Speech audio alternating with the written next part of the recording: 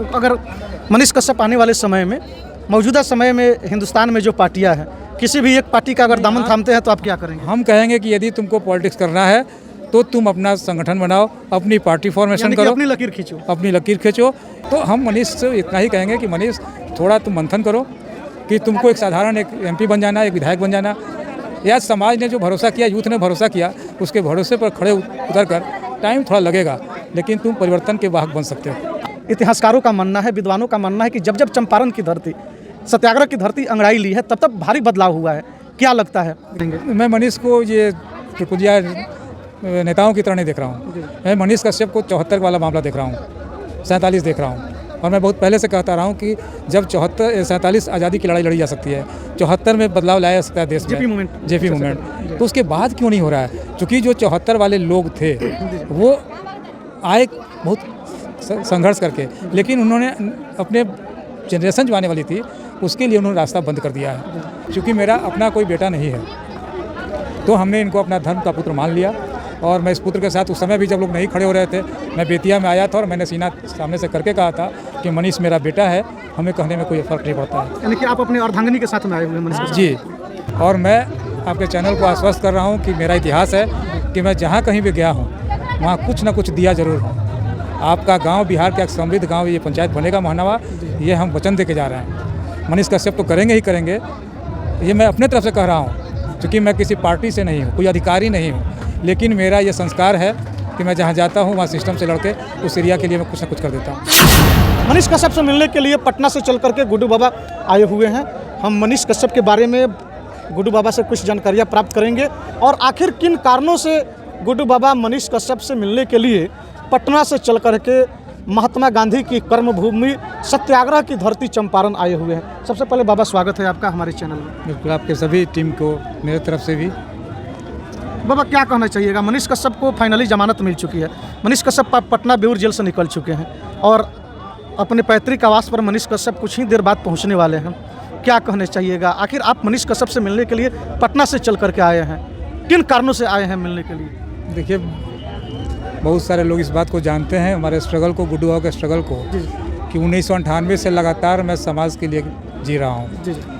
मैं अपने जिन कार्यों को माननीय पटना उच्च न्यायालय और सुप्रीम कोर्ट के माध्यम से लड़ रहा था, उन चीज़ों को इसने सड़कों पे आकर लोगों को बताना शुरू किया, जागरूक करना शुरू किया।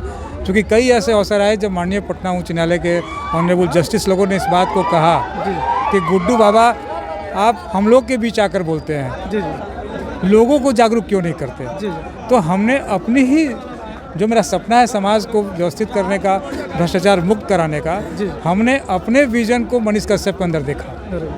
तो मैं मनीष कश्यप को आशीर्वाद देने आया हूँ और मनीष कश्यप पटना में हमसे 3 साल पहले भी मिले और हमने इनको आशीर्वाद दिया।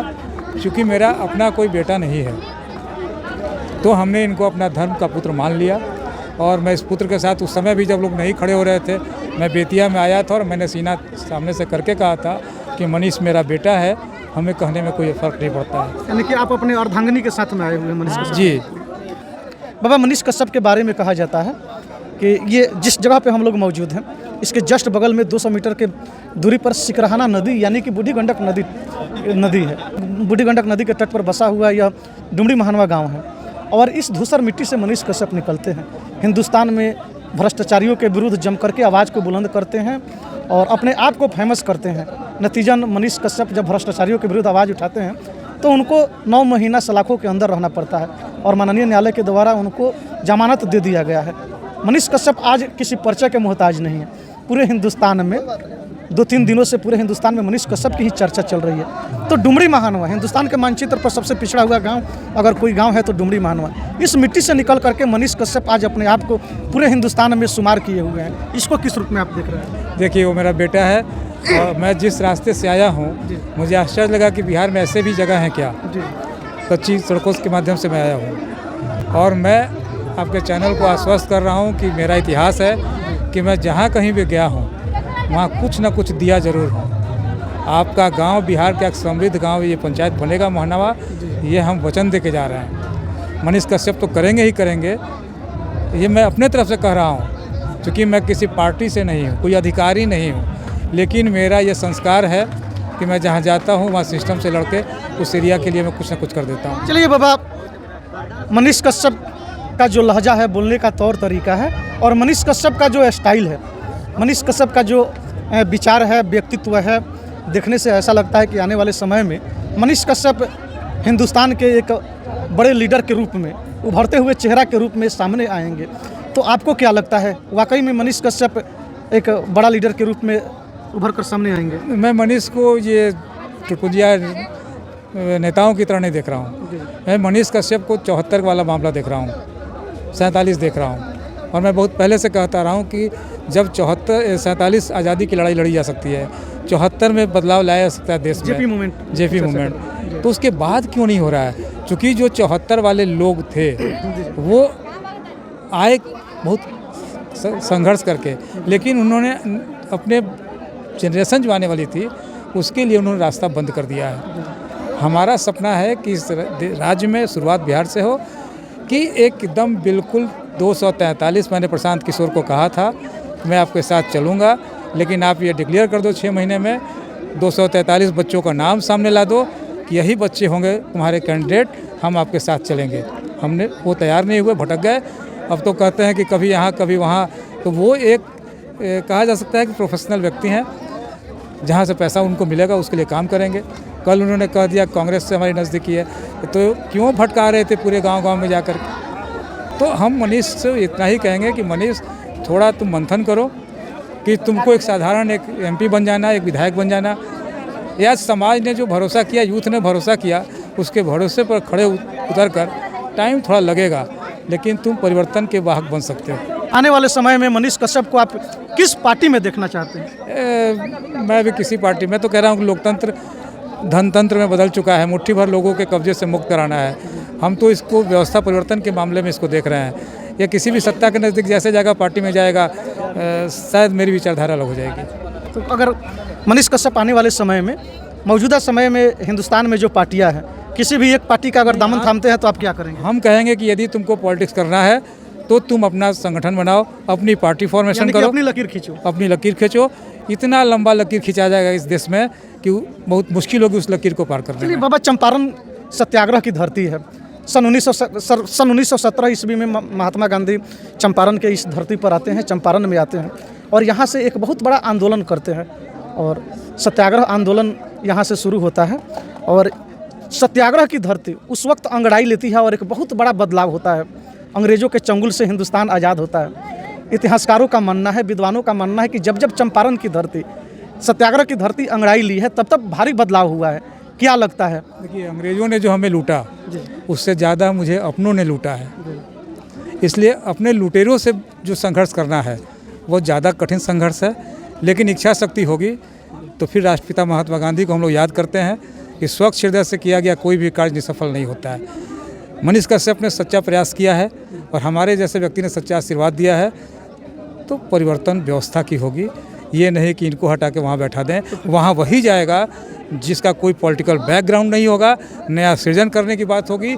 मनीष, इस पर यदि आप बहुत अच्छे पत्रकार हो, आप 200-400 करोड़ रुपया तब दोगे तब राज्यसभा जाओगे क्या? नहीं, तुम जिस इस माटी से निकले हो, माटी के लोगों को तलाशो, समझे? एकदम नियति तुम्हारा साथ देगी। तो क्या फाइनली माना जाए कि सत्याग्रह की धरती अंगड़ाई ले चुकी है, परिवर्तन होने वाला है? निश्चित तौर पे। और मैं एक चीज़ और बता दूं कि मैं जिस ज़िले से हूं वो ज़िला इस देश को प्रथम राष्ट्रपति दिया है, जिनके बारे में कहा गया कि सारण डिस्ट्रिक्ट से हैं, सिवान से हूँ, गोरियाकोटी से, जीरादाई मेरे बगल में है। Examinee is better than examiner, वहाँ से गुड्डू बाबा हैं। सिवान और चंपारण का मिलन या निश्चित तौर पे कुछ ना कुछ तो देगा। और उस समय भी बाबा, जिस समय सत्याग्रह आंदोलन की शुरुआत हुई थी, तो यहाँ के पंडित राजकुमार शुक्ल सारण की धरती पर जाते हैं, डॉक्टर राजेंद्र प्रसाद से मिलते हैं, उस समय के आंदोलनकारियों से मिलते हैं, और बापू को चंपारण आने का न्योता देते हैं। बापू चंपारण आते हैं, सत्याग्रह की शुरुआत होती है, भारी बदलाव होता है। तो वाकई में सारण और चंपारण का मिलन आज से नहीं, सारण और चंपारण का संबंध आज से नहीं, बहुत पुराना है। पूरी व्यवस्था, मैं यहाँ पे हूँ तो व्यवस्था की नज़र मेरे ऊपर होगी, लेकिन मैं बता दूँ गर्व के साथ कि मैं माननीय पटना उच्च न्यायालय के चीफ जस्टिस के सामने यह एफिडेविट कर चुका हूँ कि मेरे पास 1 इंच ज़मीन नहीं है, एक अपनी आवास नहीं है और अंतिम सांस तक नहीं होगी। ऐसा पारस पत्थर यदि किसी के पीठ पर हाथ दिया है सीना तान करके, तो मैं समझता हूँ कि वह बहुत आगे जाएगा। तो फाइनली आप मनीष कश्यप को सलाह देंगे कि खुद की लकीर खींचने के लिए? मेरा तो यही विज़न है। तो चलिए, ये थे गुड्डू बाबा और बेबाकी तरीके से इन्होंने मनीष कश्यप के पक्ष में अपनी बातें रखी और अपने विचार को इन्होंने प्रकट किया और इन्होंने मनीष कश्यप को धर्मपुत्र के रूप में मान चुके हैं। बिल्कुल, वो मेरा धर्मपुत्र है और चूँकि मेरा अपना कोई पुत्र नहीं है, रक्त संबंध का नहीं है, लेकिन मैंने धर्म संबंध का पुत्र से मान लिया है। दिल का रिश्ता है। और मैं बताऊं कि आपको जन्म के संबंध से धर्म का संबंध ज़्यादा मजबूत होता है। इसलिए मनीष कश्यप को जब तक जिंदा हूँ अंतिम सांस तक मैं उसकी अच्छाई के लिए प्रार्थना करता रहूँगा। तो बिल्कुल आप लोग देखते रहिए KR media Bihar news channel. और एक चीज़ और बता दें कि चूँकि गुड्डू बाबा की पहचान गंगा से है, BBC में मुझे गंगा का प्रहरी कहती है। सेव मिशन गंगा मेरा स्टार्ट हुआ था। आप लोग गूगल पे सर्च करेंगे तो इस देश के सबसे धनी व्यक्ति मुकेश अंबानी से 2009 में मुझे सम्मान मिला था रियल हीरो अवार्ड का। तो मनीष कश्यप के साथ गंगा का आशीर्वाद, तारा माँ का भक्त हूँ उनका आशीर्वाद और एक ईमानदारी का जीवन, हृदय से आशीर्वाद। तो अब इससे ज़्यादा क्या चाहिए?